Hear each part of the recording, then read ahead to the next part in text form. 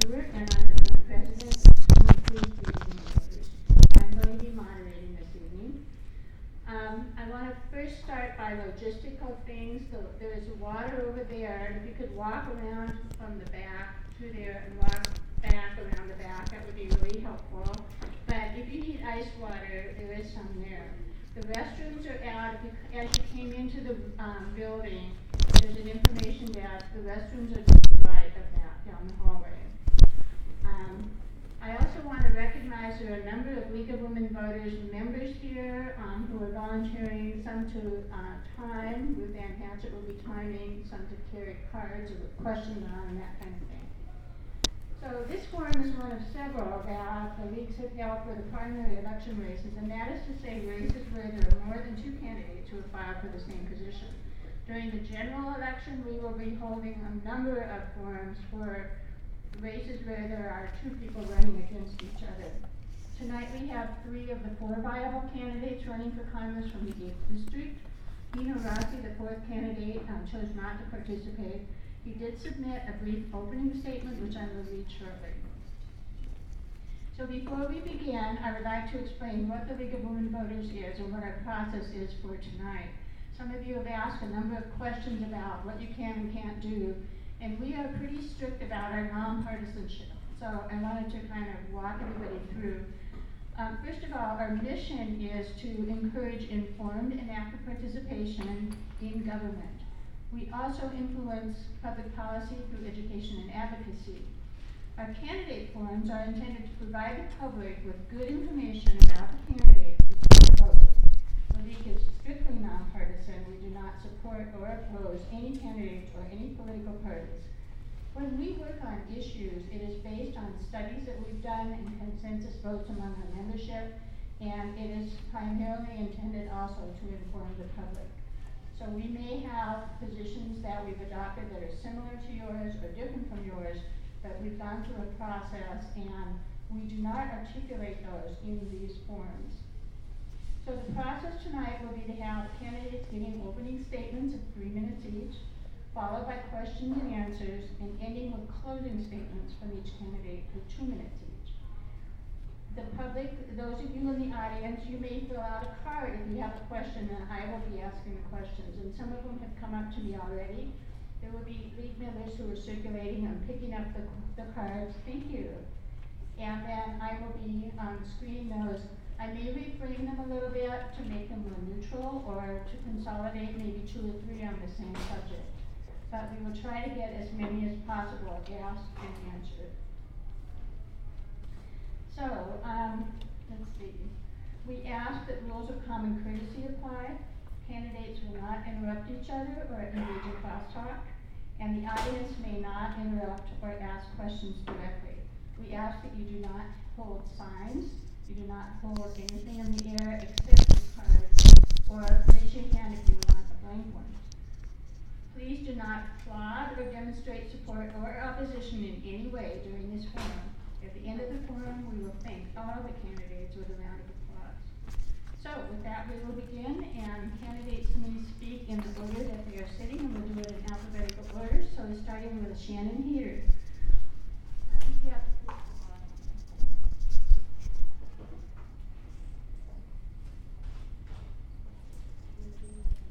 There's not many young people.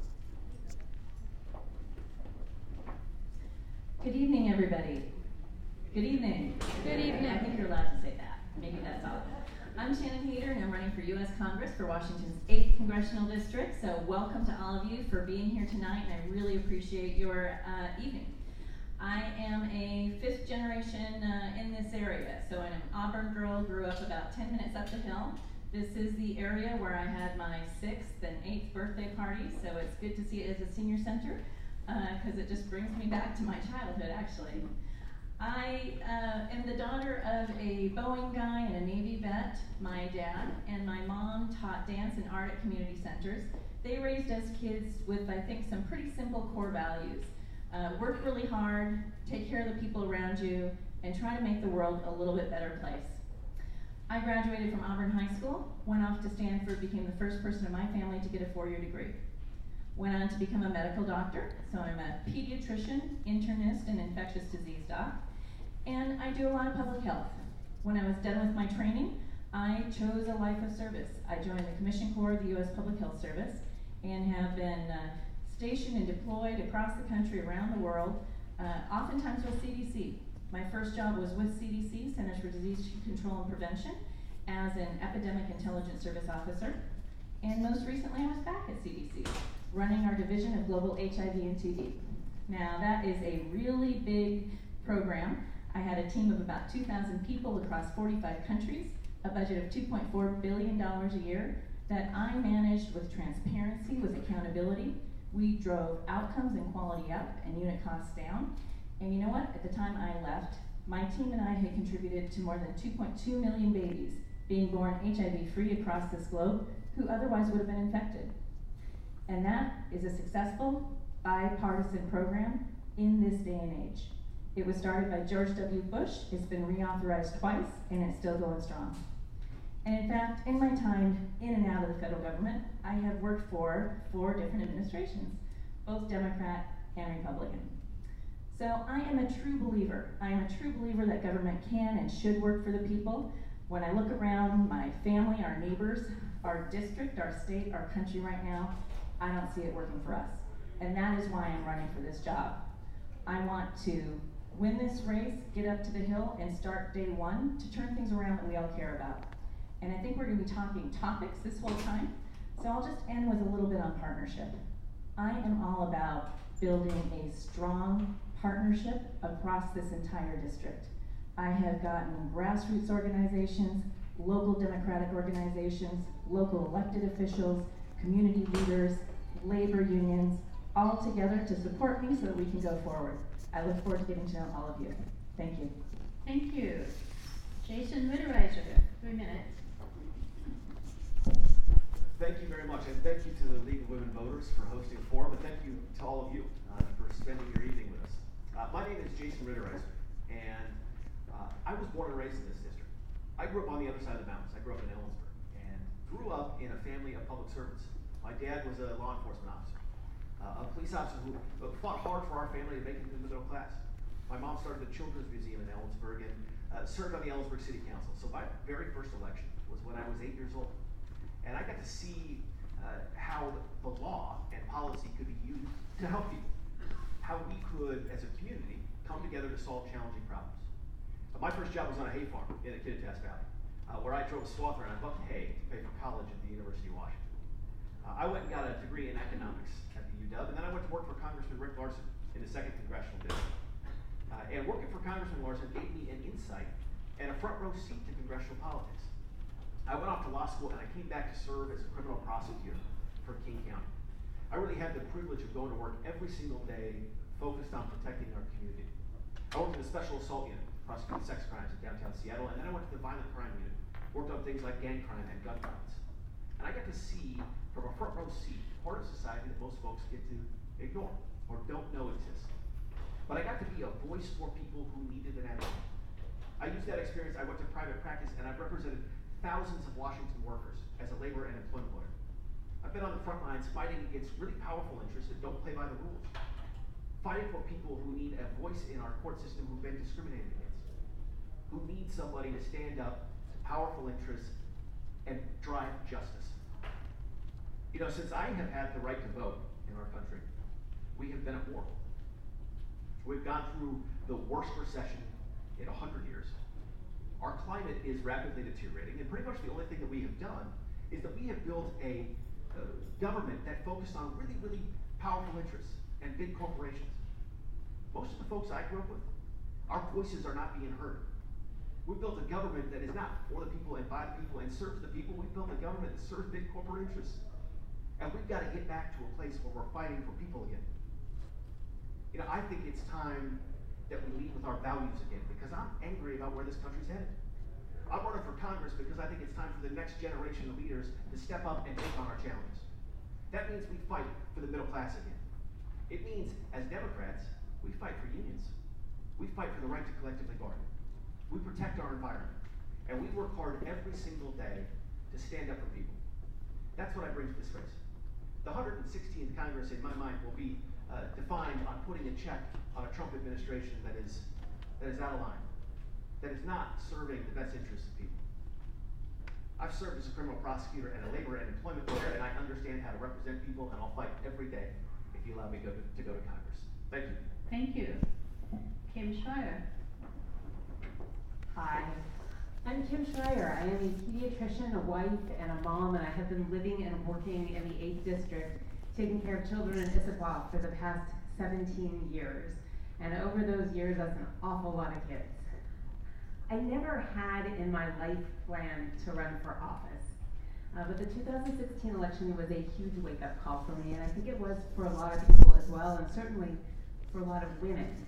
And I consider the policies of this administration without checks and balances to be a direct threat to the children and families that I take care of, and children and families throughout this district.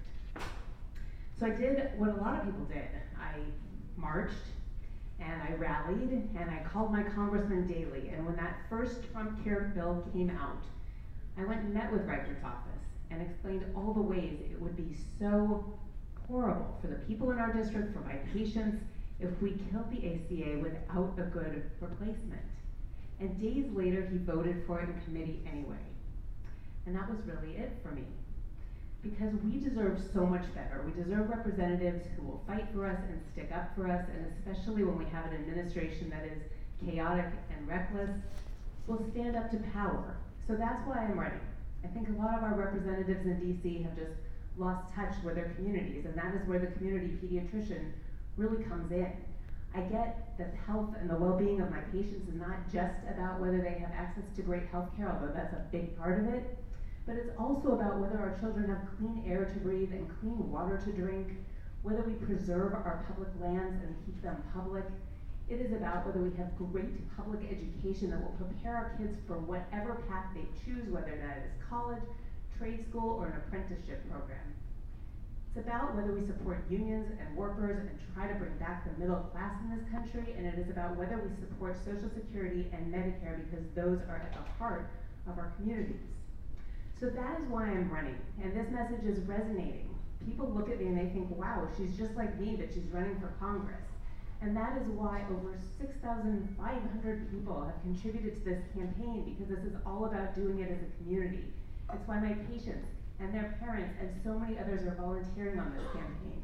It is why we've been able to have organizers in every corner of the district. We're knocking doors. We have knocked over 60,000 doors, probably most of yours.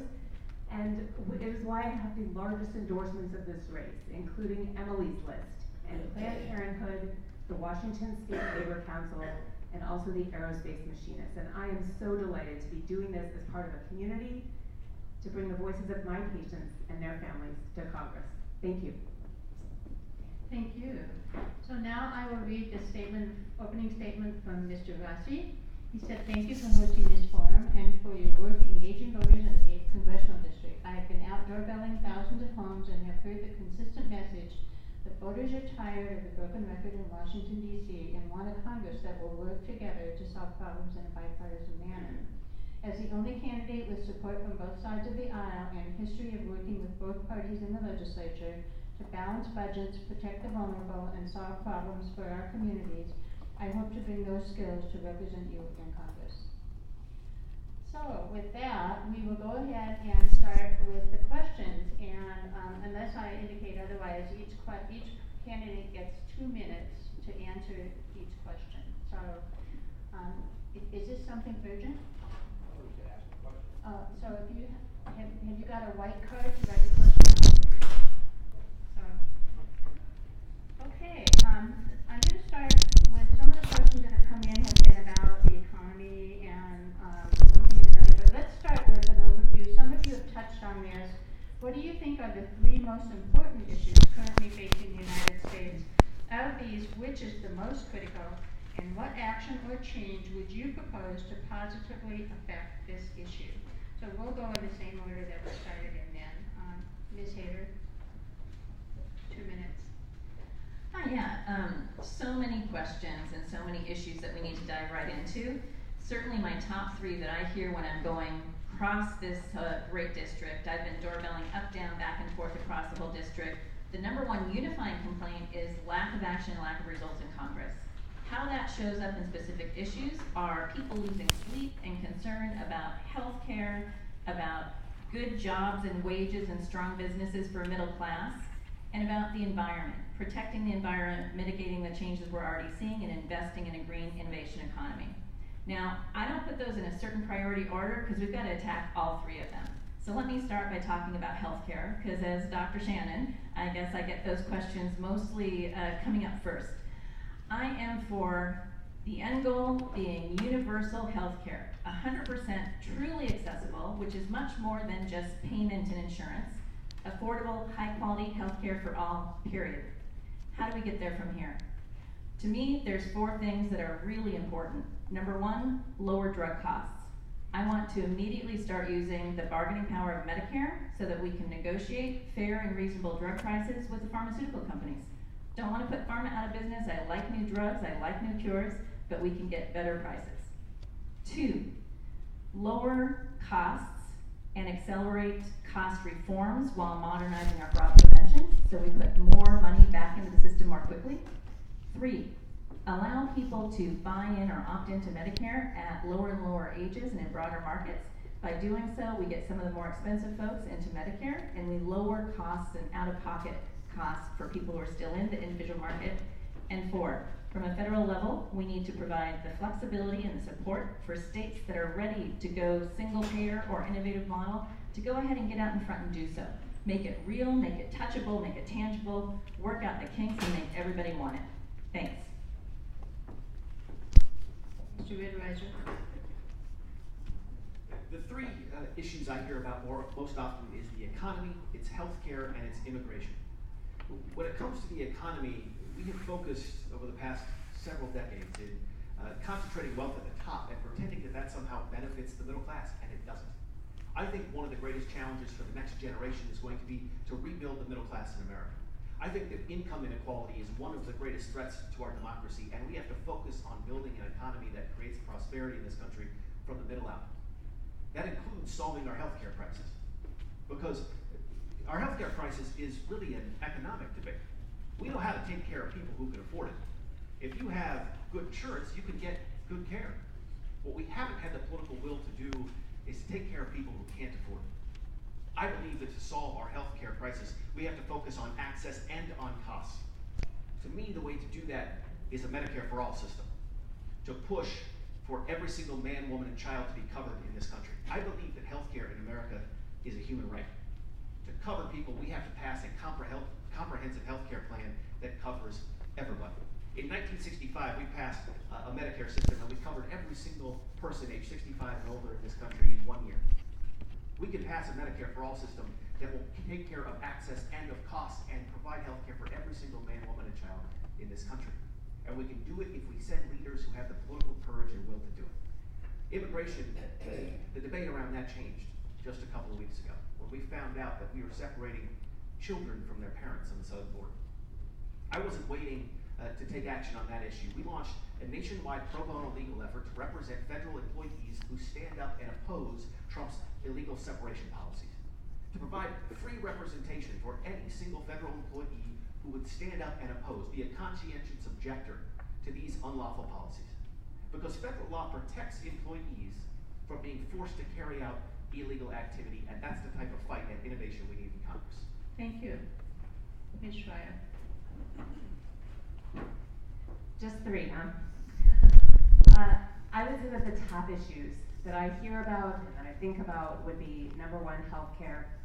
Number 2, what is happening to our middle class. And number 3, our environment. And these are all really interdependent. So the first, about healthcare. Just like my colleagues, I consider healthcare to be a human right and an investment in our population, and I believe that our healthcare should not depend on our employer or on our wealth. That ultimately we should head to a Medicare for All type system, because that is how we all get covered, and if we're all covered, then we are healthier workers and more productive workers, and we are healthier students and better students. And so I have already laid out and ready to go a full comprehensive healthcare plan that is available on my website that details these 4 pillars. One has to do with making Medicare for right now to get to immediately a buy-in public option so that anybody who wants it can have it right away on a sliding scale. Second, reducing prices overall, including drug prices. Third, stabilizing the ACA. And fourth, thinking more forward about where our medical system is going. The second issue is the loss of the middle class, and we are seeing attacks on unions left and right, and that is deeply concerning because ultimately, raising the minimum wage is not what is going to bring back our middle class. Supporting unions is what is going to bring back the middle class, and it is critical that we have a Democratic majority to support workers, support working families, and make sure that tax cuts go to the middle class where they can be used and invested back into our economy. Last, I'm almost out of time. I think I am out of time. Environment. It is critically important that we take care of our changing climate. I am a person of science. I am frustrated that science has become a political issue, but ultimately, I am a pediatrician and a mom, and we owe it to the next generation and generations beyond them to step up and take some responsibility for a climate that is changing. We can take action. This is doable. We just have to have the will and the maturity to do it. Thank you. Thank you. So now I'm going to start with Mr. Ritterreiser, and you've all spoken about an interest in single payer and Medicare or healthcare for all. 2 questions. One is, would you consider co-sponsoring current bills, such as expanded Medicare for all bill, HR 676, and or Representative Jayapal's recently introduced state-based Universal Healthcare Act? Second question is, and still in the 2 minutes, how do you propose to finance the healthcare that you've talked about?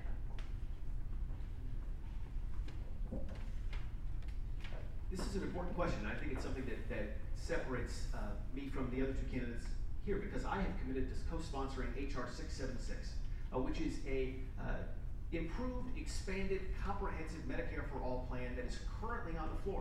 There are 126 co-sponsors in the United States Congress right now on HR 676.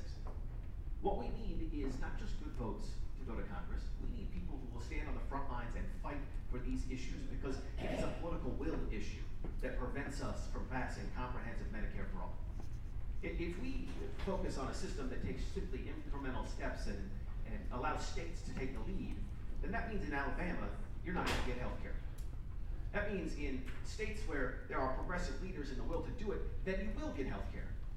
And that is not indicative to me of the wealthiest country on earth. HR 676 is an important bill because it is expanded and comprehensive in its coverage. It doesn't just cover every single man, woman, and child in the nation. It doesn't just provide current Medicare levels of coverage. It expands it to cover eyes, ears, and teeth. It also provides a 2-year implementation period to make sure that if we pass comprehensive health care, we get it immediately. It took 1 year to pass Medicare in 1965, and they did it on 3x5 milk cards.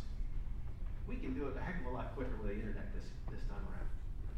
The idea that healthcare is available to you depending on your geographic region or your ability to pay is absurd to me.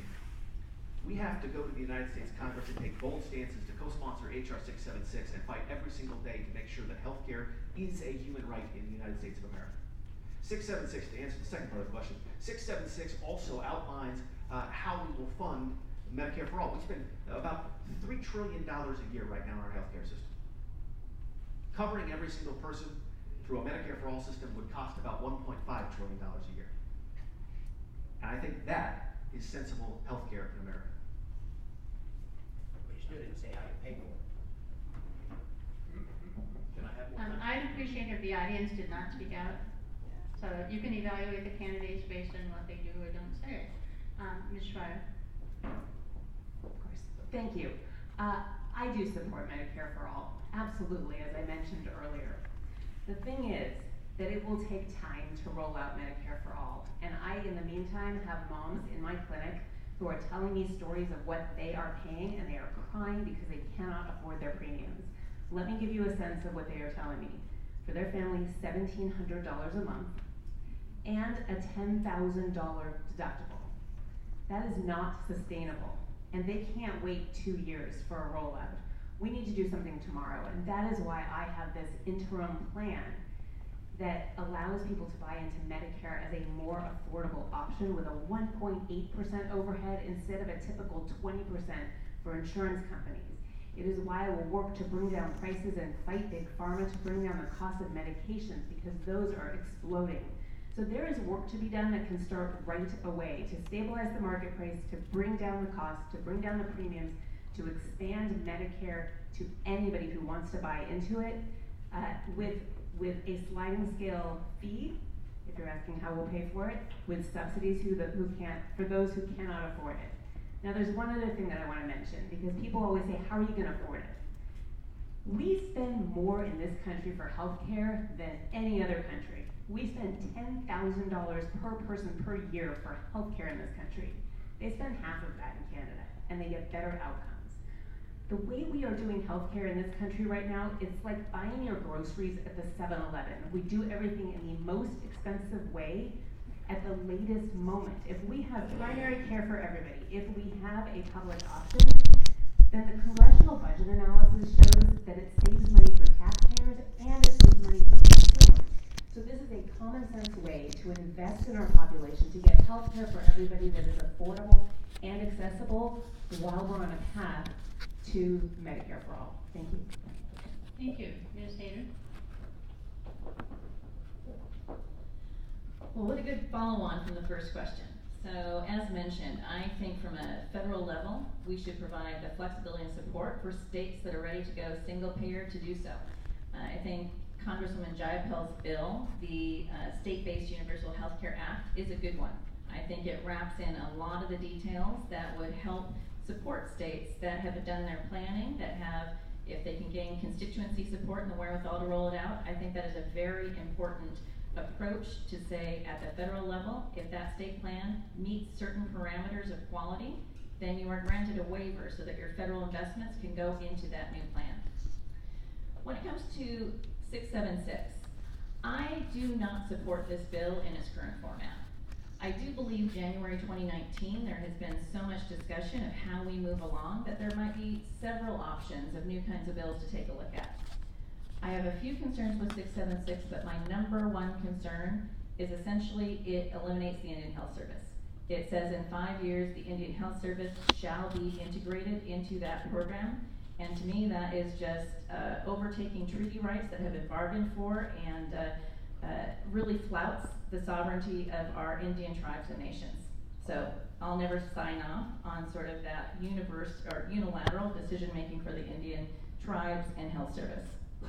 In terms of financing, put money back in the system by lowering drug costs, by modernizing fraud prevention, and by making sure that we can start to streamline some of the administrative costs so that it's getting cheaper.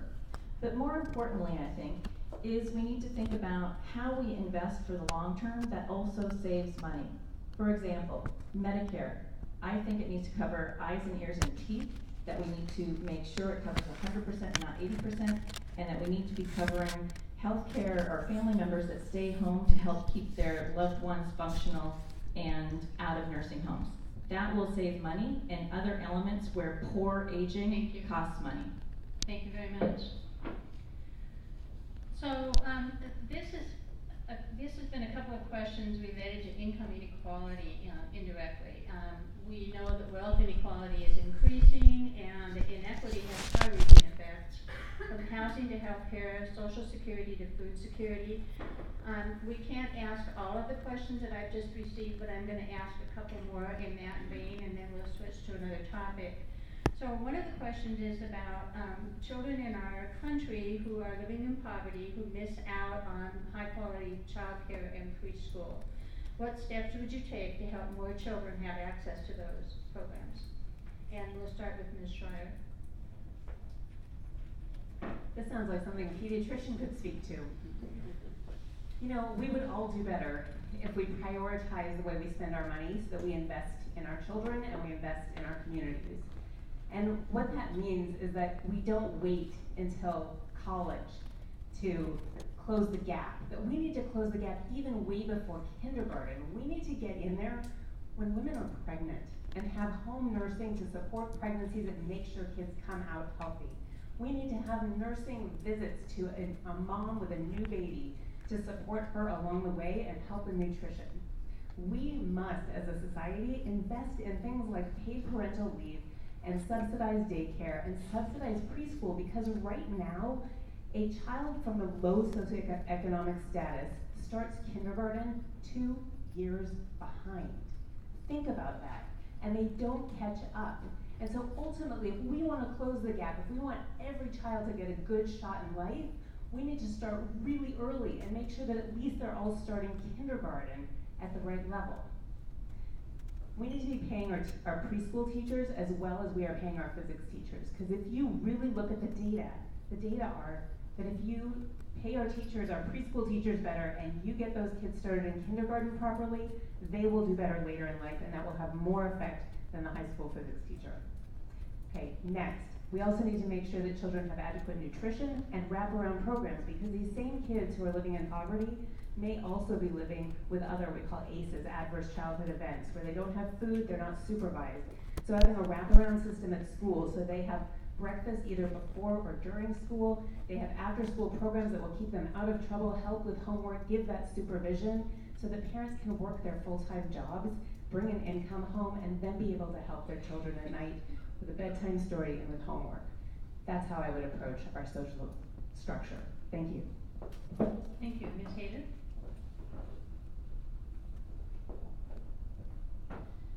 So the pediatricians agree, I think. We need to treat this holistically, and we've got to start during pregnancy. During pregnancy and that really vulnerable spot afterwards. So I'm 100% for paid parental leave, so that we are starting off post-birth time very strong. I'm also for subsidized daycare, and I'm for universal pre-K. Those are some of the issues that help become an equalizer or a supplement to kids that are not getting as many advantages or supports at home. But beyond that, I think overall, we have to look at the issue of having kids thrive and succeed as not just an education budget issue, not just a K through 12 or even preschool through 12 issue, but realizing that when it comes to disparities in education and outcomes, we haven't closed the gap very well over the last couple of decades. One of my good friends spent some of her time in junior high teaching at Covington, and then moved and started teaching at Derringer in Bonnie Lake. Her test scores in Bonnie Lake were out of this world, and in Covington she struggled. And she said, you know, I never worked harder than I did when I taught at Covington. It just doesn't show up that way. All too often, we are asking the teachers in the education budget to supplement gaps through the education budget and do it on their own.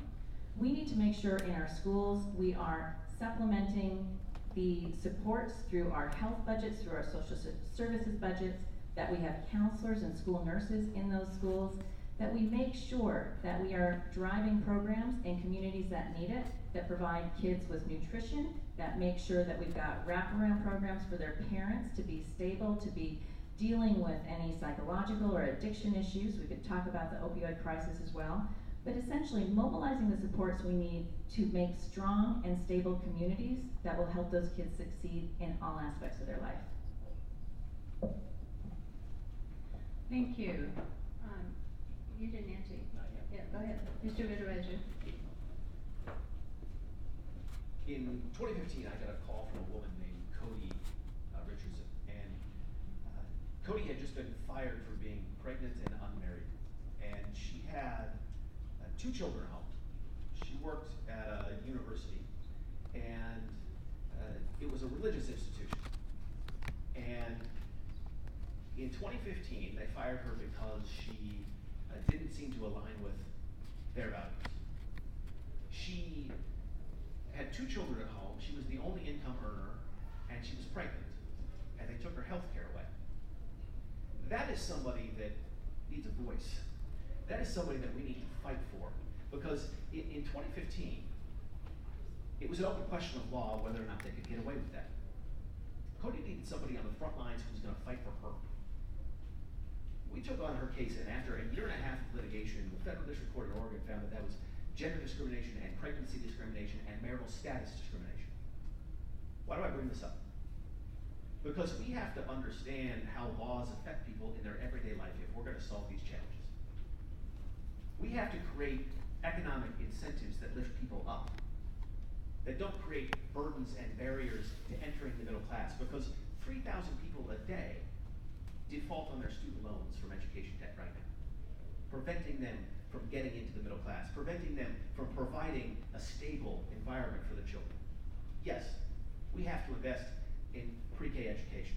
We have to invest in SNAP benefits through the Farm Bill, which is going to be a fight in the 116th Congress. We have to invest in programs that help people create stable environments at home where children can thrive. Those are values. The question is, how do we turn our values into a reality, and how do we pass laws to help people? Understanding how laws affect people in their everyday life is critical to driving these solutions, and I fundamentally understand that. And I'll fight every day for people like Cody. Thank you. So we're going to start over again with Ms. Hayter and go through the cycle again. And this question is about housing. So as you know, Washington State is experiencing a crisis with tens of thousands of people in the Puget Sound area. In fact, I will say 15,000 people in Pierce County alone experiencing homelessness. There is a severe shortage of affordable housing units relative to the number of people who need them. This is a problem that is beyond the ability of any local government to solve alone. And it appears that federal HUD, Department of Housing and Urban Development, is not stepping up to assist. What measures would you propose and or support in Congress to assist with development of additional affordable housing? Oh, homelessness that's growing, housing instability that's growing, that is showing up across our district that is small to medium to teeny tiny little towns. When it comes to housing insecurity, I am a true believer in the concept of housing first, that it is way easier to get your health and your education and your kids' lives in order if you have some stable housing. And I think that cross-cuts a lot of different causes of homelessness and housing insecurity. But beyond that, I am a true believer that we also need more flexibility so that communities can prioritize and really address the gaps they are seeing. When I go across this district, I find when I'm talking to the mayors that their frontline issue in housing insecurity is different in each of the towns. In Issaquah, some of the issues are that it's the end of the bus line from Seattle. So 2, 3 a.m., middle of the night, some of our most profoundly homeless neighbors are put off the bus in the middle of Issaquah, which does not have the social service network to support that. Come down to Auburn. South Auburn has a 10-year lower life expectancy than Bellevue, all in the same county. And the public health department can actually hone in on what's causing the biggest part of that gap, and it is some of our mobile home parks. It's not that the mobile home parks are causing bad health outcomes. It's that they're a constellation of multiple vulnerabilities of folks that are living there, that we need targeted programs if we're gonna stabilize both their housing and their health and go from there. Go to Wenatchee, and their problem is a less than 1% housing stock vacancy. And when you dig into that, it really is the issue of mid-level housing not being there. And that's sort of the level for nurses and nursing assistants and young teachers. So folks are being pushed down into lower levels and other folks are being pushed out. So the solution is not more low-level housing, it's really incentivizing the build of that mid-level housing so everybody can move up. From the feds, I'll increase HUD's budget and work creatively on those partnerships. Thank you. Mr. Rittermeisen?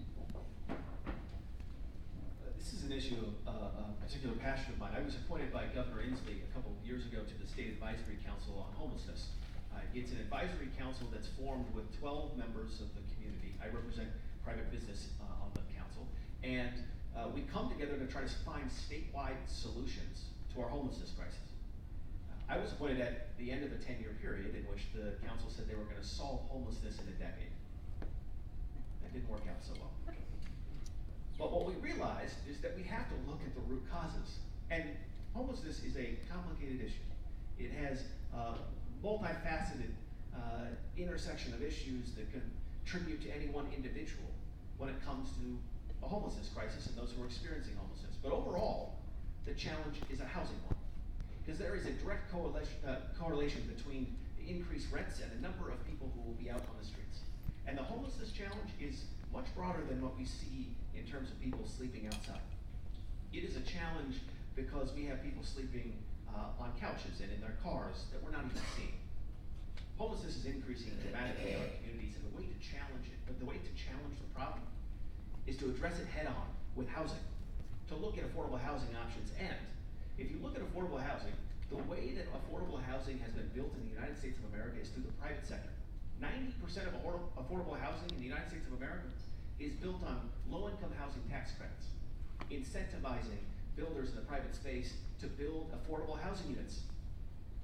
Maria Cantwell, our senator, led an effort to increase the low-income housing tax credit this past Congress. She was successful in increasing it, but it's only about 20% of where it needs to be. We have to send people to Congress who are going to fight on this issue and pass low-income housing tax credits to incentivize more building, to incentivize units to drive down costs. That's how we're going to tackle the homelessness crisis that we're faced, not just here in our communities, but across the country. Thank you, Ms. Schreier. A couple of years ago, I worked with a nurse, and by the time she worked with me in my clinic, she was fine. But she told me about a few years earlier.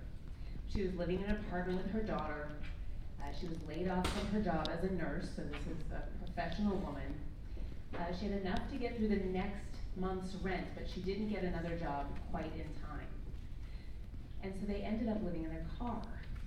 Well, then she did get a job. She had a job that could have paid the rent in her old place, but she now had to save up enough for a first month's rent and a last month's rent for deposit and a monthly rent. So she was still living in her car as a registered nurse with a daughter. Nobody working a 40-hour week should be living in their car. And that is what we are seeing so often today. It is the working families who are out there. They are working, but salaries have not gone up. Wages have not gone up in the past 40 years, but housing prices are going up like crazy. It is pricing people out of their homes, pricing people out of their apartments, and pricing people out of cities. We are seeing this everywhere now. So what can we do from Congress? Well, there's a lot of things we can do. First of all, we can work on supporting unions, so we can raise middle-class wages and make sure that wages go up and people can afford to put a roof over their head. That's number one. Two, we can raise the minimum wage, again, so that nobody working a 40-hour work week has to live in their parents' basement.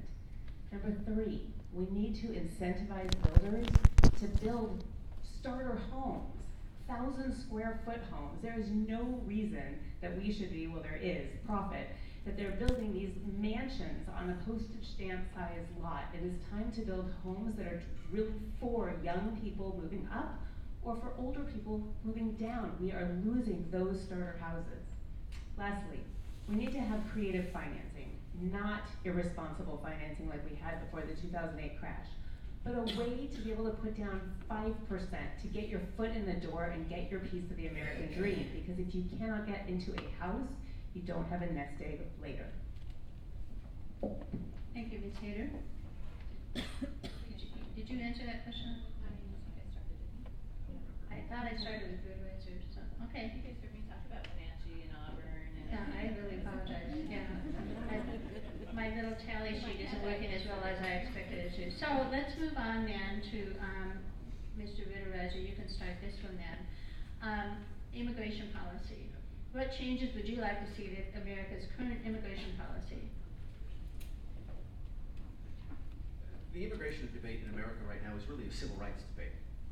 I think, as I mentioned, it changed in the United States of America just a couple of weeks ago when we found out we were separating children from their parents at the southern border. You know, often when you run for Congress, you have an opportunity to comment on the national news cycle. But sometimes that's not enough. Sometimes if you have a particular skill set or a particular understanding, you have to step up and try to create the difference right then. And that's what we did by launching this nationwide pro bono legal effort to stand up and oppose Trump's immigration policies. They come from, I think, fundamentally backwards perspective on what immigration means in the United States of America. Because we are a nation of immigrants. Immigration is what has made this country great. We need an immigration policy that reflects our values in the United States of America.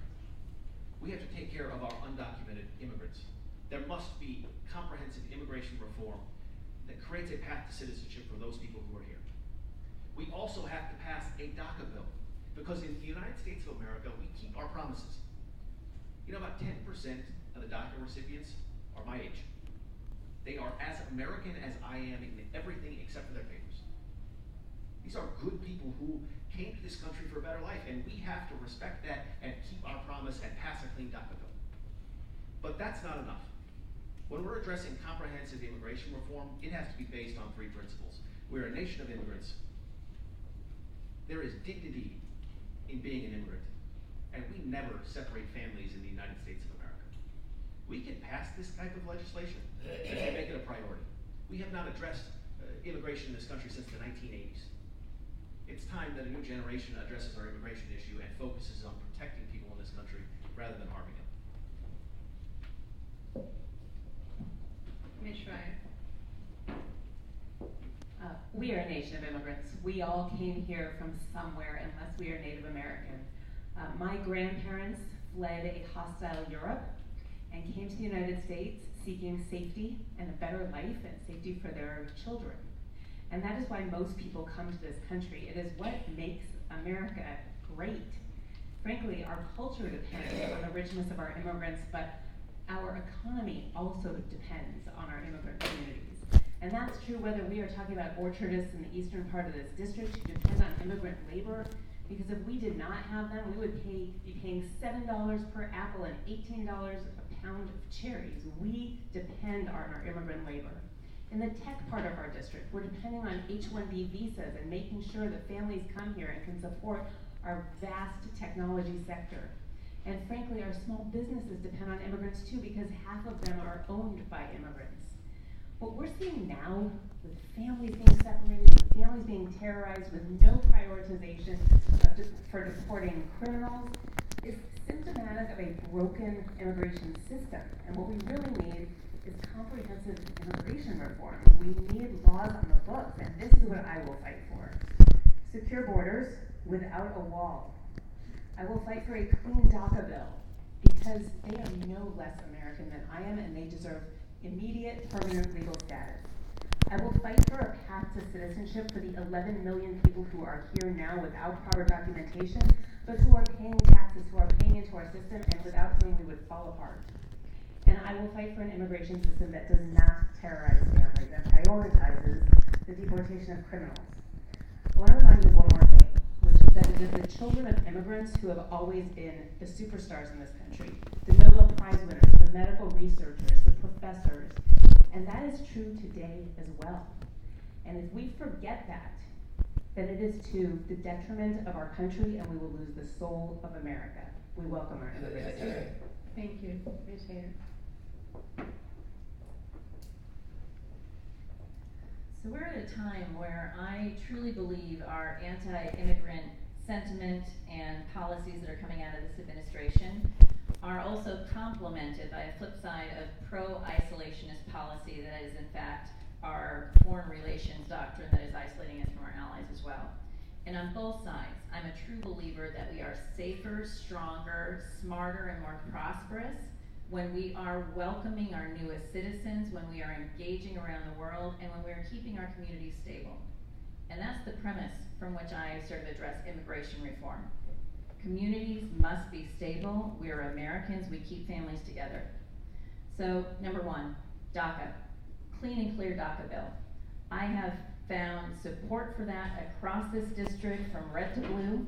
A lot of the kids that have grown up here, a lot of families didn't know that their kids' friends did not have legal status until this came up. And now we have folks that are turning 25, 30, trying to raise kids and are amidst instability. We just can't have that. Two, comprehensive immigration reform that has a clear and predictable pathway to citizenship and does not destabilize families. Three, secure borders. I'm all for investing in better secure borders without a wall that won't help. Better technology, better training for our border wall agents, better staffing so that we can actually implement the policies we have and make sure that at the borders we are not implementing policies based on racism or non-humanitarian methods. And then four, short-term worker visas, particularly for agriculture but also for business. I think we need to take that out of just the core immigration comprehensive reform and deal acutely with the fact that our farmers and agriculturalists need their short-term labor, and we can do better. Thank you. Ms. Schreier gets the first answer to this question. How do you propose to reduce gun violence? Actually, there were about 4 or 5 people that submitted that one. Yeah, it's a really important issue. As a mom who sends her son to public school every day, I really should never even have to think about his safety there. I don't worry, I tend to not be a worrier, but the fact that it even has to cross my mind that he might not be safe at school is just plain wrong. Now, as a pediatrician, I see this in a little bit different way because I take care of teenagers, many of whom are depressed. And in particular, when I see a depressed boy teenager, one of the first questions that I ask is whether there's a gun in the house.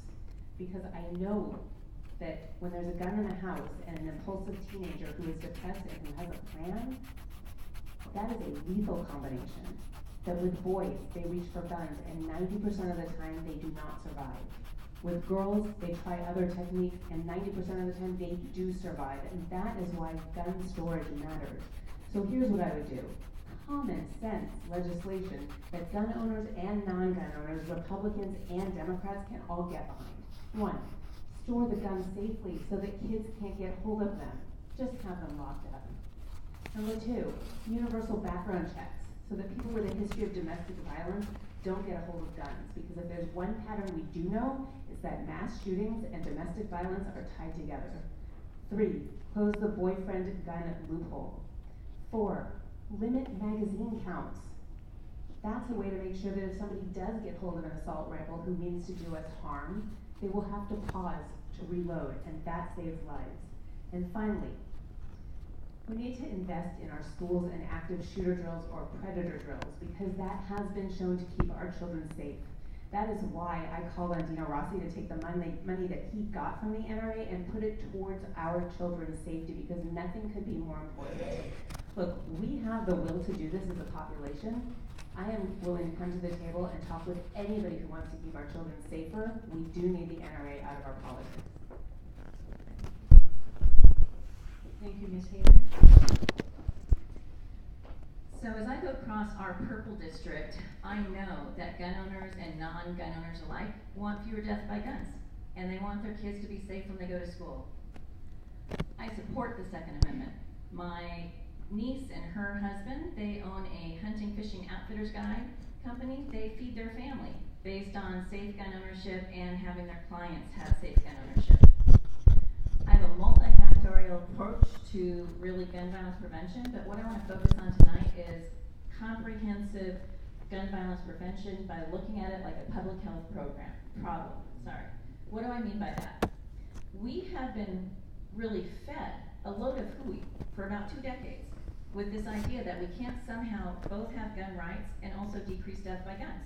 That's ridiculous. That's like saying we can't have cars and also decrease deaths by motor vehicle accidents, right? We managed to do that. In fact, by CDC and other agencies doing a couple of decades of research, we have decreased motor vehicle deaths almost by 500,000 without repossessing a single car. But the CDC has been effectively prohibited from doing that kind of gun violence prevention research for the last 2 decades by something called the Dickey Amendment. And I think that's why we don't have the full toolkit we need and that we can agree on save lives. We need to recognize, yes, murders and mass murders, but also accidents and also suicides. 2 to 3 deaths by suicide for every one by assault. I will mandate that the CDC resume gun violence prevention research. I will fund them to do it, and I will say, you know what, this can't be business as usual because we don't have 2 decades to get it done. Show me your plan in 90 days, get the money out the door in another 90 days, and you know what, show me the results every 6 months of the progress so when we find things that work, that we've measured to save lives and preserve gun rights, we can put them into policy and make them real. I've got 2 other pillars, but we'll talk later. Thank you. Mr. Vittorio. This is an access issue and an intervention issue. Because as a young prosecutor, I drew the short straw. I had to go to the jail on Saturday morning and handle what we call the jail calendar. You handle the bail hearings for all of those folks who got invited to jail Friday night. And you decide whether or not they got out. I handled one particular case, hundreds of bail hearings. This is the one I remember. An 18-year-old kid was brought into custody because he was involved in a domestic dispute. And he didn't commit a crime, and so he wasn't going to be held in jail. So it was kind of a formality that he was appearing in the courtroom that morning. He was going to get released. And it was a routine hearing until a woman started pounding on the bulletproof glass behind me and yelling, "Don't let him out. He's dangerous. He's manic. He has access to guns. He's going to hurt me himself. He's going to kill somebody. Do something." And I had to look at his mom years ago and say, "There's nothing I can do. I don't even have an advocate to introduce you to." And usually how we handle that is we pass a no contact order, and then he can't even go contact his family. But today, if that scenario happened, we could do something about it. Because Washington State is taking the lead on this issue. We passed the extreme risk protection order process. That allows us to intervene and take guns out of dangerous hands before it's too late. We have to talk about access and address the issues around background checks and make sure that criminals don't get guns and make sure that domestic abusers don't get guns. And if you're on the no-fly list, you don't get a gun in America. But that's not enough because there's 390 million guns in America today. And unless we create a nationwide effort to intervene before it's too late, to actually go remove guns out of dangerous hands before it's too late, we're not going to solve gun violence in America. We have to solve it on an access issue and an intervention issue. Washington State is leading the way. And we need people who are going to go drive that agenda in the United States Congress. Thank you. I'd like to change subjects now to international trade. So we all know that Washington State's economy is highly dependent on trade. Right now we are seeing the executive branch do a number of things related to trade. So the question really is, how would you approach trade, tariffs, and trade deals? What is the role of Congress and what is the role of the executive in your opinion? So we will start then with this one with Ms. Hager. So this is another place as the 8th, we're pretty unique. Across this district, we touch on so many of the issues that are right now up in the air for trade, right? Because we've got our Microsoft and Amazon folks, we've got intellectual property issues. We have our Boeing production plant, so we've got those kind of export issues. We have our specialty agriculture, apple, cherries, grapes, pears, we've got grain, and we've also got a shared Alcoa plant outside of Wenatchee. So everything that's relevant to the kind of tariffs and discussions we're talking about right now comes out in our district. And you know what? What doesn't help anybody in that district is this chaotic, shoot from the hip generation of a trade war. People are all over the fact that unpredictability doesn't help us. Do we need to do something about intellectual property in China? Yes, we absolutely do. We need going forward all the kind of strong trade agreements and trade agreements we should have, where we have standards for labor and for environment and for health, that we have tools by which we enforce those standards when our partners are not adhering to them. And I mean really enforce. But that way we've got to have a scalpel rather than a hatchet to really hold individual countries or individual industries and companies accountable rather than this broad scale across the entire relationship kind of blow up. So from Congress, what can we do right now? Yes, the president has some authorities that we don't have in Congress. But from Congress, number one, we've got to send the message that we do not support the generation of this trade war and we don't want to see it happen. We can weather this next couple of years, we shouldn't have to. And we need to send the message to our partners that we intend to have strong, predictable relationships. Number two, never mind. Took too long. Thank you. Mr. Rittermeser. In Kittitas County, we grow Timothy hay. It's the best hay in the world. And it depends on low-cost access to foreign markets. I grew up with a guy who took over his family farm. And for the first time in their family, they decided this past season not to plant Timothy hay, but to plant soybeans because of the instability in the hay markets. You know what happened a couple of months ago? Yeah. That's what farmers in our district are facing. They're facing instability in our trade markets that we haven't seen ever, because we have instability at the highest levels of government. We have an executive who is more interested in ego and driving a Twitter trade war than most anything else. Congress is partly at fault, because Congress has ceded so much authority to the executive when it comes to trade policy that he can do things like launch a trade war over Twitter. We have to have strong trade agreements that focus on our values. We have to protect American jobs. We have to make sure that the labor standards are upheld in our trade agreements, that environmental protections are built into these agreements, and that the agreements reflect our values when it comes to human rights. And we have to make sure that we wrap these agreements into the trade agreement. Not some ancillary agreement that can never be enforced. We have to have an agreement that can have some teeth. But we also need to pursue trade agreements with other countries that are stable, that provide low-cost access to foreign markets, and that ensure that our state can benefit, because we are the most trade-dependent state in the nation. 40% of our jobs in Washington State depend directly on trade. We're going to have a big fight in the 116th Congress around trade policy. We're going to have to be on the front lines fighting for Washington values in the United States Congress, and that's why this election is so darn critical, because control of the House of Representatives runs right through this district. Ms. Schreier. Well, we need fair international trade deals, not escalating tariff wars. Our farmers are hurting right now. These retaliatory tariffs are specifically targeting apple and cherry farmers, and it is really hard to plan for your next year's harvest, and it's really hard to set your prices if you have no idea how much you'll be exporting and what those tariffs will be. This creates an immense degree of stress and anxiety among orchardists and farmers in general, and that is why we cannot tolerate a tariff war.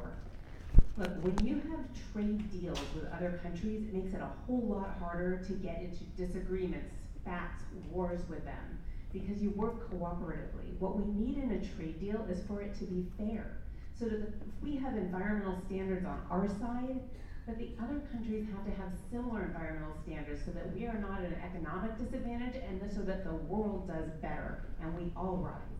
Same thing with labor protections, worker protections, and salary protections. We need to be in trade deals. Here's what happens when we're not. When we do a tariff war and we're not in a trade deal, other countries still have international trade deals, and we're not part of them, which means that somebody else gets to control that. It goes to the lowest common denominator. Well, if the United States is part of a trade deal, then we can insist on environmental standards, labor standards, no child labor, patent protections, and everything else that is important to us. So finally, we need trade deals, not tariff wars, and that is how we remain part of our world community and don't revert into isolationist America alone policies. Thank you. Thank you. The next question will start with Mr. Ritterizer, and it's two parts. I'm really trying to consolidate a lot of these questions are not going to get asked, so I'm trying to combine them. So the first part is, how would you support infrastructure funding for a lot of the infrastructure that's missing in this county, in this state, and unaffordable at the local level? And then combined with that, what about earthquake protection? Is there anything in your mind about how you would address that? 2 minutes, solve infrastructure. Got it. I have been actually clear about this question for a long time on the campaign trail, because I think that the number one bill that we ought to introduce in the United States Congress, the 116th Congress, is an infrastructure bill. And here's why. Because if Democrats are fortunate enough, if we're fortunate enough to take back control of the House, we have to be able to lead. We have to get bills done. We got to work with the other side of the aisle. We got to find good Republicans to sit down at the table and to fund an infrastructure investment that puts America back to work rebuilding America. And here's what an infrastructure bill looks like to me. Infrastructure, we need to invest not just in our roads and our bridges and our ports. We also need to invest in our renewable energy technology, in updating our energy grid to capture the renewable energy we're producing in Eastern Washington. You know what the fastest growing job in the United States of America is right now? a wind turbine technician. Starts about $70,000 a year. Those are jobs in Pinellas County, and in Chelan County, and in King County, and even in East Pierce County. And the reality is we need a federal government to fund this type of an infrastructure investment. The third piece of the infrastructure investment needs to be around broadband technology. Because 700,000 homes in Washington State alone don't currently have access to broadband technology. We got school kids out in Wenatchee who are literally driving outside the Starbucks to get Wi-Fi so they can complete their homework assignments. That's unacceptable to me. We need an infrastructure bill that addresses all of three of these issues, and the reason we gotta take back control of the House is because the infrastructure investment's gonna be funded out of the House Appropriations Committee. And we need to lead that fight to make sure we actually fund infrastructure, and this time around, we don't just get a tweet from the executive when it's infrastructure week. The last part of this is around earthquake safety. We need early detection systems, and that can be part of an infrastructure investment as well. Early detection systems are common. We just haven't invested in them in Washington State and around the country. Thank you. Ms. Schreier? Can you imagine if President Trump had decided as his first priority to pass an infrastructure bill, how incredibly popular he would be? It would repair our crumbling infrastructure, it would put people to work, it would be a modern day WPA program, it would have been federally funded. That would have been an amazing legacy. Instead, he decided to go after our health care and take it away. And then after that, gave a tax cut to the wealthiest that exploded the debt and took away the $1.5 trillion that this infrastructure package would cost. So what I would do is, first of all, to get the funding back, is I would reverse parts of that tax bill so that everybody pays their fair share. So when you have funding from the federal level, because we cannot put the cost of our nation's infrastructure on individual communities, counties, and cities. It's unfair. We all pay federal taxes so that we have highways and bridges, and to then dump that on localities makes no sense, especially when we've just been told that we cannot deduct our state and local taxes. So this needs to be federally funded. It needs to be part of a jobs creation, a modern day WPA program. This is how we can put people to work. We can raise wages. We can have good paying union jobs with prevailing wages and project labor agreements. We can put people to work right here in their own cities, and we can improve this nation's infrastructure, because we really do need to make a commitment to that and put federal dollars behind it. Ms. Hager? Yeah, when I think about infrastructure, I think about both eliminating problems, but also investing in opportunities. So I've spent a lot of time going around the district and meeting with different mayors, because they are really at the front line of seeing what a lot of their community needs. And the number one topic that has come up from nearly every mayor has been infrastructure. Ways to move people and products much more efficiently, much more rapidly, and frankly, much more predictably. Whether that is roads and bridges, whether it is train tunnels, whether it is new airports in different parts of the state, or whether it is at the port to alleviate some of the backlog that gets caught up there. All of these things have value, and they're all things that we need a better buy-in from the federal budget to be able to do. This also creates our local jobs, good union, good paying jobs, and it helps translate a lot of the apprenticeship programs into slots where our apprentices can continue to grow and really become mature professionals in their area. Second, opportunities. In this district alone, we have some of the biggest wind and sun reserves there are over the mountains. We have not invested in the infrastructure and the modernized grid it will take to reap the benefits of those resources. And in fact, we should be leading as the innovation green economy from Washington. We can show the rest of the country what it can look like, how to do it well, and how we reap the benefits of that. But to do that, we've got to build the cart, the actual infrastructure grid that will allow our economy to take off its horse going forward. So those are my two top priorities for infrastructure. Both of them will require much better buy-in from the federal level. They will require public-private partnerships, and they should be based on the standard of fair labor, using union jobs, prevailing wages, and making sure that we are doing this in partnership to go forward. Thanks. Excuse me, there's not gonna be any reaction between the public No, and the. there isn't. No. I explained that at the beginning, I believe. So the next question is beginning with Ms. What is your idea of a fair and functional tax revenue system for our nation? So my overall feeling about taxes is that we all pay taxes so that we get to live in the society that we love. And so it's really all about making sure that everybody pays their fair share so that we all have an opportunity to live best.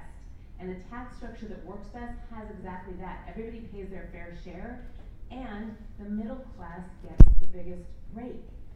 So let me tell you what I would not have done. Giving a tax cut to the wealthiest and to corporations was not a way to stimulate our economy. It was a way to cause a whole bunch of stock buybacks and to make the wealthiest wealthier. What we really need to do is give relief, give breaks to the middle class, because when we have more money in our pockets, we will invest it in our local economies, we will be able to buy houses, we will have tax credits, we will be able to build up the middle class. Giving a tax break to the wealthiest does not do that. It makes the wealthiest wealthier, it increases stock buybacks, it makes the stock market go up, and it creates a feedback loop where the wealthy make more money and then put more money into Republican campaigns and then end up getting better tax cuts and getting more out. It's a vicious cycle, and we need to break it by giving the tax breaks where they're most needed, which is where most people are, in the middle class. Thank you. Thank you. Ms. Hayden? So I come from the philosophy that both our budget and our tax code reflect our values as a country. Because where we decide to put our money or take our money from should be really presenting what we value the most. I am not a supporter of this latest tax bill that was passed the other year, but at the same time, I can't say that we had it right in 2017. So I'm not just about repealing a tax bill. I'm about saying what are the things we need to invest in, per se, by what are the things that we're going to put in that tax bill. Number one, this has got to be fair for the middle class. It is, you go across this district and life is too hard for people who work hard every day. When you go into a kitchen table and people are worried about whether or not they can send their kid to soccer camp this summer, despite the fact that they've been working hard jobs, that's a little bit too uncomfortable. It shouldn't be that way. So change the structure back and give more incentives to the middle class. I want child tax credits. I want to make sure we've got tax credits for people who are taking care of loved ones at home so they don't have to be in nursing homes as early or as often. I want to make sure that we are incentivizing and taxing lower money that's earned, because we believe in earning our dollars and not just having a giveaway for money that's not earned but comes flowing in from the banks. I want to make sure that people and corporations pay their fair share. I want to make sure that when we look at estate taxes, we put those estate taxes back and make sure we've got exceptions for people who are land rich but cash poor, like our farmers, so that we're not putting our farmers off their estates and off their small farm areas. These are the kind of things, if we start talking about values over the aisle, we can negotiate our way forward if and only if we are in leadership of the House. So that comes back to our purposes here today, wanting to make sure that we're getting into leadership so we can rewrite our values and put them back at the front. Mr. Redmeiser? We've been under a false premise with economic policy in the United States for a long time. That somehow if you concentrate wealth at the top, it's going to help everybody else. That's not true. That's fundamentally not true. In fact, it's backwards. We know that prosperity in this country comes from the middle out, not the top down. The more people that participate in our economy, the bigger our economy grows. We have to have a tax system that reflects our values, and my values are that we all pay our fair share. You remember when Paul Ryan stood on the tarmac of Bowen Field and said lowering the corporate tax rate is going to give everybody in the middle class a $4,000 check, right? And then he said, not only is it going to give everybody a $4,000 check, it's going to increase wages, right? Well, where's my $4,000, right? No one has gotten a $4,000 tax break except for wealthy people. And by the way, Bowen's never paid 15% in corporate tax. They pay somewhere around 3%. I think we need a tax system that actually reflects the fact that we all ought to pay our fair share in order to fund the things that are public goods in this community and in our country. Here's the reality. We need a tax system that lifts the burden off of the middle class, that focuses on creating prosperity from the middle out and not the top down, because that's truly how you create economic prosperity in this country. I think one of the greatest threats to our democracy is inequality. I think one of the greatest challenges for the next generation is going to be to rebuild the middle class. I am not in favor of a $1.5 trillion shift in income and wealth, which was the last tax scam. I am in favor of creating economic incentives to create prosperity and lift people up in this country, which actually reflects our values. That's the type of tax system that we need. And that's the type of tax system I'll fight for in the United States Congress. Thank you. Let's go to a 1-minute question before the closing statements, starting with Ms. Hayter. The question has to do with private jails. How do you feel about private jails? What would you do about them? So I am against the privatization of jails and prisons, and I think this is an example of where an inherently government job was outsourced, and we have the reality of the results showing it didn't work. I would like to reverse privatization and take that as a lesson learned as we look at other critical government functions that probably shouldn't be privatized. We got the incentives wrong with privatization of prisons and jail. We've incentivized companies to invest in keeping people in jail, having more people in jail. We've created a prison industrial complex that is just feeding itself. I would like to see us take that back and recognize that that is an inherently government function. We've got a lot more to do in addition to that, but this comes up over and over again as we're talking about public-private partnerships. I'm a supporter of good public-private partnerships, but not this kind. Not this kind that essentially generate a negative system and don't pay off the values of what we need to do. Thank you. Mr. Whitterizer. We cannot create a profit incentive to incarcerate people in the United States of America. It flies in the face of everything that we stand for, especially in our criminal justice system. Look, I would pass a comprehensive criminal justice reform bill that would outlaw private prisons, period. That's the type of stand we need to take when it comes to private prisons. This notion of a public-private partnership in our criminal justice system does not work, period. We can't have someone profit off the idea that they're going to keep people in custody. That's backwards. It certainly doesn't reflect my values, and it doesn't reflect our American values. I understand this issue. I've seen it happen as a criminal prosecutor. It creates a cycle and an incentive for them to keep coming back. That's a problem.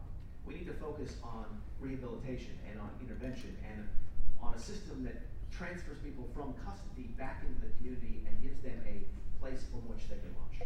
Because that's how we reduce recidivism in America. Ms. Schreier.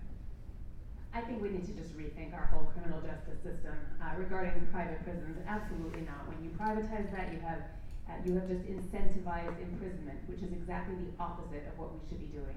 We need to think about jails and imprisonment as a way to not punish, but to rehabilitate and then reintegrate people in society, which means we have to start with making sure that we're putting the right people in prison for the right reasons. And that is why the decriminalization of marijuana in the state has been so important.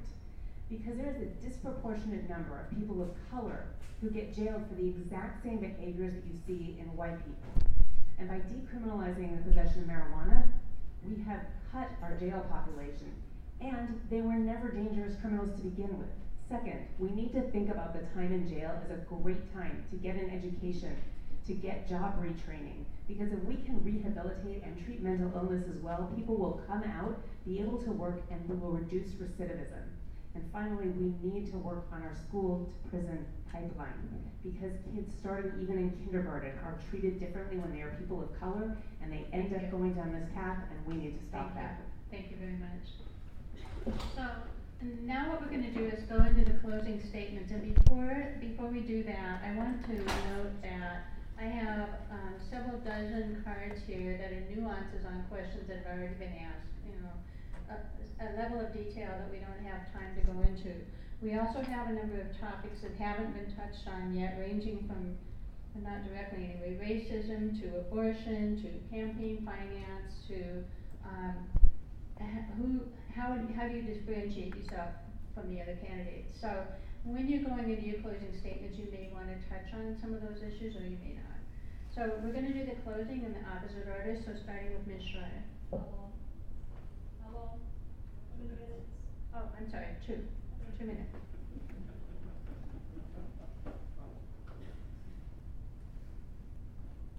I'm a pediatrician. I got into this race when our congressman tried to take health care away from my patients.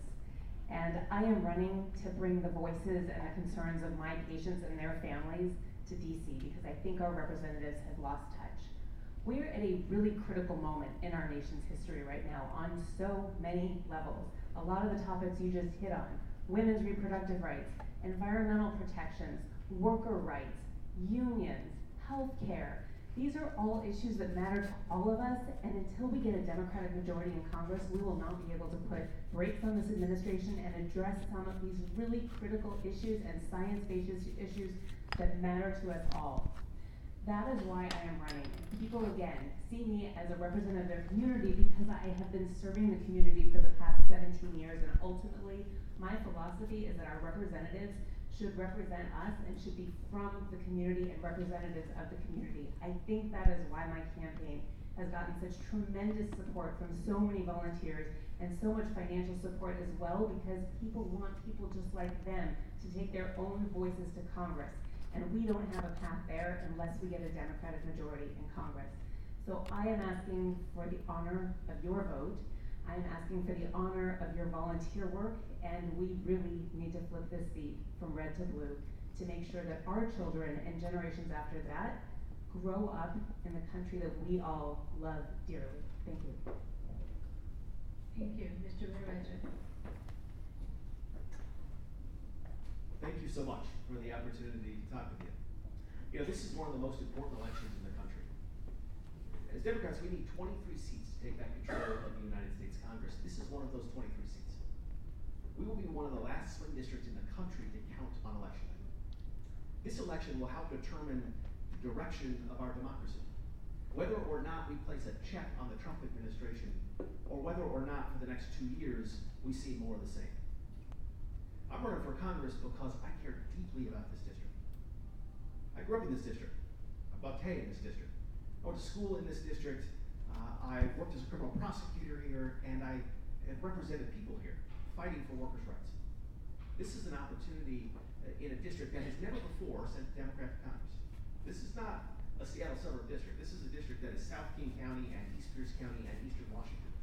It's a district that has an urban and a rural divided, and it's a district that I understand. I can unite the Cascade Mountains in this district and compete for every single vote on both sides of the mountains. And that's what we need going into November. Now look, I'm running for Congress because I think it's time for the next generation of leaders to step up and take on our challenges. I've spent a career at the intersection of law and policy and fundamentally understand how to fight for people. We're going to have to wield oversight authority to put a check on the Trump administration while getting things done, while pushing an infrastructure plan and fighting income inequality and rebuilding the middle class. Those are the fights I want to pick. Those are the fights I want to be involved in. Those are the fights I want to be on the front lines, taking the political bruises it's going to be necessary to get things done. We're going to have to find the political will to fight for people in this country again. And that's going to be the path to a new nation. That's going to be the path to turning us back towards prosperity in this country again and fighting for people. And that's what I bring to this race. I would be honored to have your support. We've had 35 organizational endorsements, and we're fighting hard, and I'd love your support in this race. Thank you. Thank you, Ms. Davis. Well, thank you all for being here with us today. Some of the questions I get, because we're really talking about the primary now, right? Y'all are sitting on your primary ballot. How are you going to beat Dino Rossi? Can you really beat Dino Rossi? How are you going to beat Dino Rossi? And I say, you know what? I am the only candidate in this race, and that includes Mr. Dino Rossi, who has a proven track record of delivering results that matter with federal people, policy, and dollars. And in a district that is frustrated with lack of action and lack of results, the promise of results means something. I have been working my tail off to make sure I'm going up, down, back, and forth across this huge district. I have great support over the mountains, labor support, community leader support, community Latino labor support, all of that going on. I get asked sometimes, Shannon, well, can women really beat Dino Rossi? And I say, only 3 times already, right? So it's sort of a silly question. And I find that it's really poetic that we're having our last forum here in Auburn, where I'm born and raised, where Mayor Nancy Backus gave me her endorsement right out of the gate, and which is the single largest voting block in the entire district right now. So I have earned the endorsement of all the legislative and county Democratic groups that have endorsed in this race, because they've seen me and they said, you know what, we like your experience and your community connection. I'm extremely proud that I am ending this race strong. Over just the week since ballots have dropped, I have received the Seattle Times recommendation as the candidate they think is most fitting to go forward through to the general. I have received endorsements from strong leaders who knows what it takes to be successful. Former Department of Interior Secretary Sally Jewell, former Congressman Jim McDermott, who knows what it is to be a doctor in Congress too, so I really value that. I have had new labor, new tribal member, new city council endorsements just in the last 2 weeks. So my promise to you is I will work for you, I would like your vote, and I would like your confidence. Thank you. Thank you. Before we burst into applause for these candidates or start running out of the room, I have a couple of announcements, and please bear with me here. First of all, thank you all for being here. I know some of you came from as far away as Whidbey Island, because there's so much interest in this race. So I'm hoping most of you are voters, but thank you to all of you for being so patient this evening. Secondly, please be sure to use, if you haven't already voted, and I hope you haven't, use our League of Women Voters online guide, which is vote411.org. Be sure to vote by August 7th, and then finally, when you leave, if you haven't had a cookie, or even if you have, there are cookies, there are materials from the League of Women Voters in the back room. The candidates have materials for you, so don't hesitate to kind of circulate and take care of all that. And if you have pins that you borrowed, we'd like to have them back too.